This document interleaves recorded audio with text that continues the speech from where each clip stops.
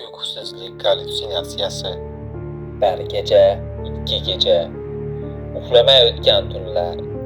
Dastlab faqat charchoq, hech narsa g'ayritabiiy emasdek.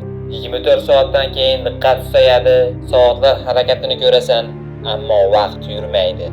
Go'yo olam sekinlashgandek. 48 soatdan keyin miya haqiqatni xayoldan ajrata olmay qoladi. Narsalar harakatlanadi, soya odam shakliga kiradi. Lekin bu faqat gallyutsinatsiya. Tun jim. Lekin sen bilasan kimdir kuzatyapti.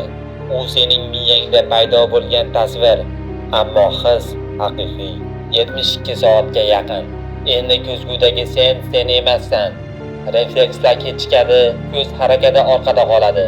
Go'yo ko'zguning ichida boshqa sen bor. Shiftdagi dog' endi yuzga o'xshaydi. Har bir qorong'ulik miya yaratayotgan tasvir. U faqat uxlaganda yo'qoladi. Miya endi real hayotni ko'rsatmaydi. U sening ko'zlaring orqali o'zi yaratgan dunyoni ko'rsatadi. Bu psixoz boshlanishi. 3 kundan so'ng reallikni yo'qotadi. U ko'rgan, eshitgan, sezgan hammasi miya yaratayotgan yolg'on. Uyqusizlik bu asta-sekin o'chayotgan ongdir.